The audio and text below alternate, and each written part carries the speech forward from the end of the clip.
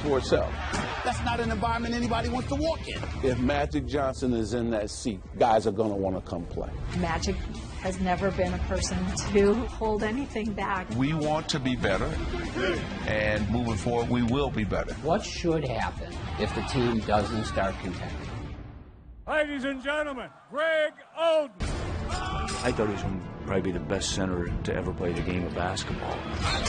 You see why, everybody wanted him on this team. Greg went down, and holy cow, Portland doesn't need this. I'll be remembered as the biggest bust in NBA history, but I can't do nothing about that.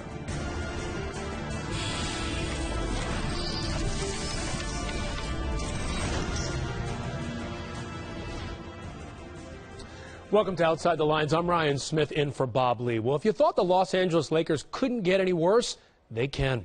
Last night, down 22 in the first, 30 by the third. They looked like they couldn't beat a college team. Demolished by the Phoenix Suns, 137-101. Those Suns are only one of two teams worse than the Lakers this season.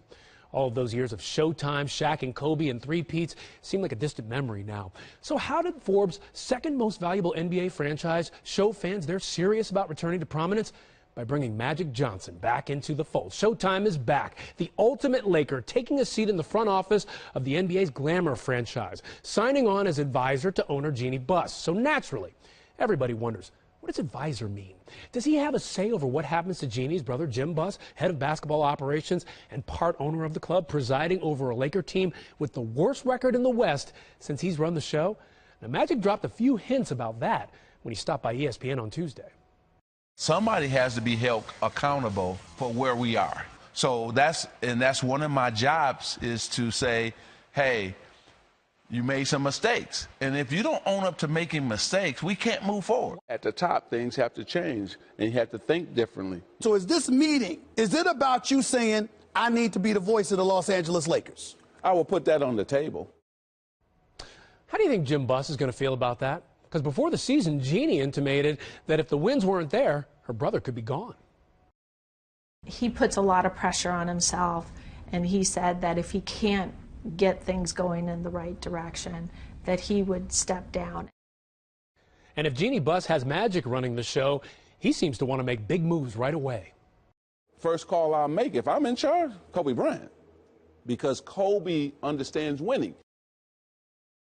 All right, Kobe understands winning. So can Magic. If he takes over, can he bring this group of youngsters back to prominence? Can he make them NBA champions? Let's turn to ESPN senior writer Ramona Shelburne and Bill Oram from the Orange County Register, who wrote that a flawed Jim Buss deserves better than Jeannie's Magic Johnson maneuver. Okay, guys. Ramona, I want to start out with you. Let's just ask this question right off the bat. Can Magic Johnson fire Jim Buss? Magic Johnson could fire Jim Buss if Jeannie Buss gives him that authority. Right now, Magic Johnson is taking his cues from Jeannie Buss. She has not given him that authority yet. She's given him the authority to go meet with him. And in the release where they announced this role that he was in, it was such a wide breadth of roles that he could play. But it was very clear that he reports to Jeannie Buss. And right now, I actually spoke to Irvin about this a couple days ago, and he said, I'm taking my cues from Jeannie Buss. And when she tells me that I have the authority to make decisions, I would. But right now, she's the one making decisions, and her decision is to have Magic by her side and helping to advise and consent. But right now, he can't. Obviously, though, when Jeannie Buss brought him in, with the history that Magic Johnson has had with Jim Buss and the Lakers, with Mitch Kupchak, with the criticism that he's been very vocal about over the years, if you're Jim Buss and Mitch Kupchak, you're sitting back and saying, okay, I know what this guy's here for. He's here to be the bad guy. He's here to do the dirty work that Jeannie Buss has sort of positioned herself to do. And I think it's just a matter of time before those types of moves are made. The question is really, do both Jim Buss and Mitch Kupchak go, or do they get reassigned? And I think that's really what's on the table going forward. Trying to imagine Magic Johnson as a henchman, but we know he's tough as nails in business. Now, Bill, I want to turn to you because you've said, hey, Jim doesn't deserve this kind of treatment. But remember back in 2013, he said, hey, if this team is not back in a prominent position, if they're not on top, then he might step down. Well, I absolutely never said that Jim Buss doesn't deserve to go. I mean, you look at the no, moves, I mean his the series of treatment, moves he's made over the last 3 or 4 years. Right.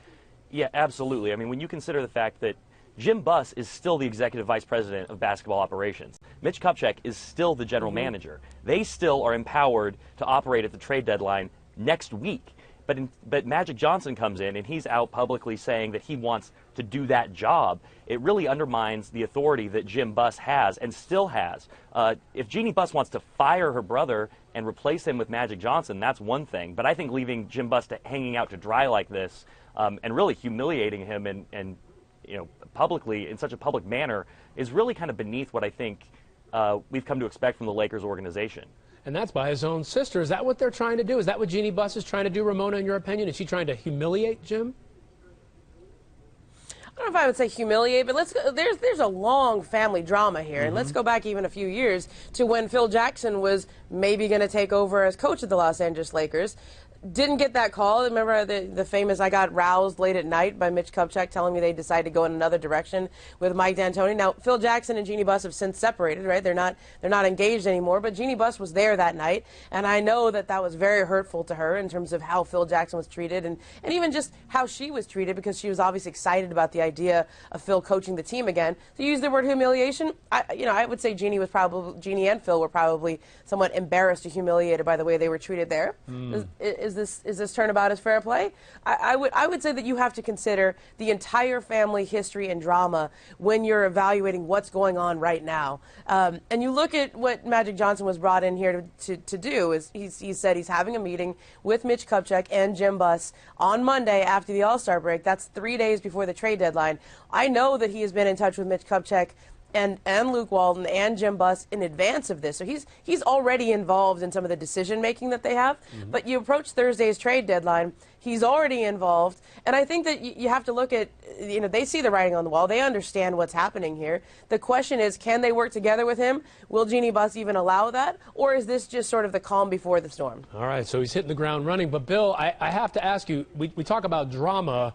And we've talked about drama in connection with another franchise on the other coast from L.A., but a lot of people say with that team, hey, free agents aren't going to want to come because of all that drama. If there's ownership drama in L.A., we know the free agents weren't coming to L.A. before. Are they going to be concerned about coming to L.A. now? Well, we've certainly seen that in past summers when kind of this two-pronged leadership structure really hasn't attracted anyone. There's been a clear divide at the top with Jeannie Buss running business, her brother Jim running basketball. And so one real advantage to bringing Magic Johnson in to oversee things, if that is in fact what he ends up doing, is he is a Jeannie Buss ally. You are going to have a synchronicity at the top where Jeannie Buss is going to have an ally running basketball, unlike now where there is such a clear divide. So I think there will be, with Magic Johnson, there will be a stronger unified message to free agents. Free agents will be able to look at Magic Johnson and Jeannie Buss and say they are teammates, whereas obviously everyone knows what the issues between Jeannie and Jim have been over the years. But I think there are a lot of questions about Magic Johnson as a basketball executive. He doesn't have a track record in a front office. He hasn't held a position like that before. So for him to come in and say that he is the best person to do it, he should be doing that job, he may very well prove to be successful at that, but he doesn't have the track record to stand on and apply for that job. Yeah, Magic is talking about a 3 to 5. Magic's talking about a 3 to 5 year window for being successful. Ramona, do you think he and fans are going to be that patient?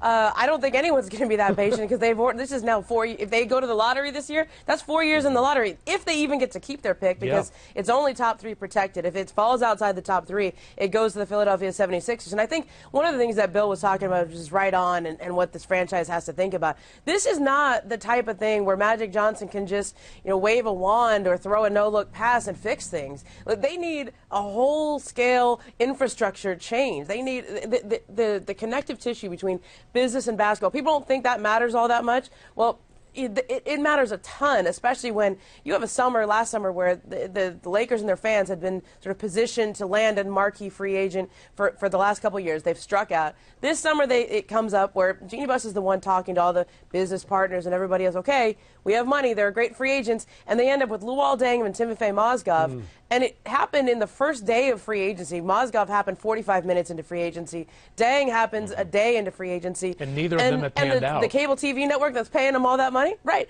Jeannie Buss has no idea that they're going to end up with mediocre 30-something free agents because, quite simply, the basketball side and the business side aren't talking to each other.